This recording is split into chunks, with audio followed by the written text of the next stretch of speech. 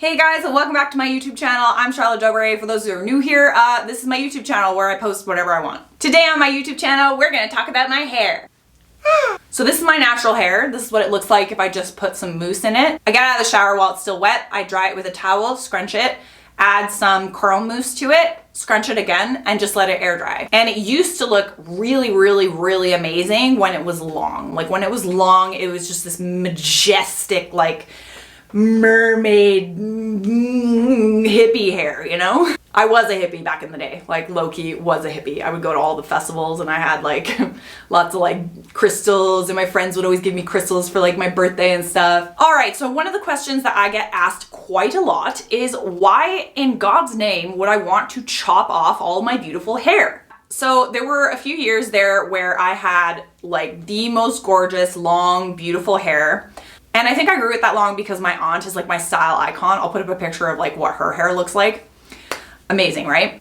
And everyone always asks me like, why would you do that? Like, why would you get rid of such like beautiful hair? Honestly, there was quite a few reasons. I think the main reason why I cut my hair was my choice of profession. As you guys know, I'm an actor.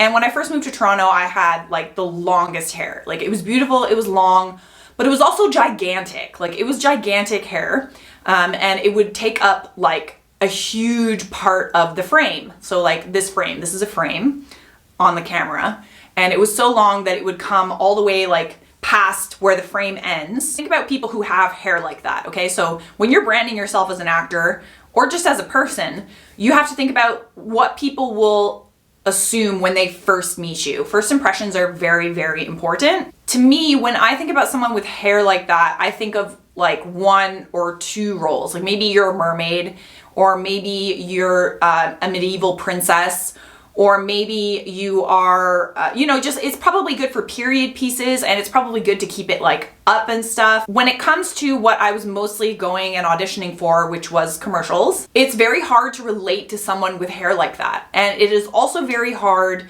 to pay attention to anything other than a person's hair when it looks like that.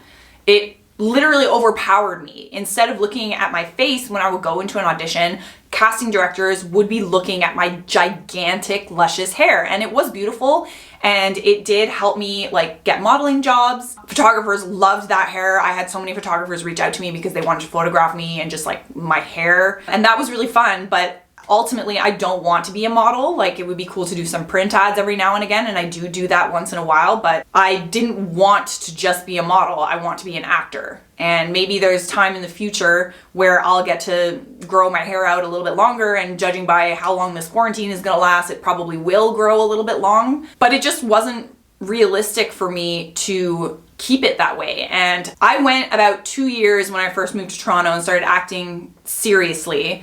I had virtually no bookings for 2 years. And the only booking that I did get was for a commercial, and I had my hair very like long and straight. So it was a lot more easier to digest. And then I decided one day that I was gonna take acting a little bit more seriously. And so I just made the decision to cut it off. And I'm not even joking you, that is when I started to book. Pretty much immediately after that. It was a few things. I went back to acting classes, I cut my hair off, I started to pay attention to what outfits got me callbacks and what ones didn't, what colors looked good with my color palette, like with my hair. For example, red hair looks really good with like blues and purples. And it pretty much just kind of took off from there. So my hair was really holding me back, and it's unfortunate to say because my hair was a very big part of who I was for so many years. But I didn't want to just be my hair, you know? I am not my hair. But you get the picture. Another huge reason as to why I chopped all my hair off is because it was warm. It was very warm and very uncomfortable. So when it was the summertime, I would literally have like a blanket on my body. It was a blanket. It was like a furry blanket. And it also shed like crazy. I have this story about a couch, okay? So I borrowed this couch from a family friend for university. I gave back the couch when I moved away and I went to New York Film Academy. And he told me that he was still finding my long red hairs in it 2 years after I moved away. So it shed everywhere. It wasn't booking me jobs. It was holding me back in my career. And it was like a blanket. Honestly, I'm a big fan of short hair. I'm a big fan of lobs, but I do miss being able to put it up. That's the one like downside for me. Whenever I put it up, I have to use like 10,000 bobby pins.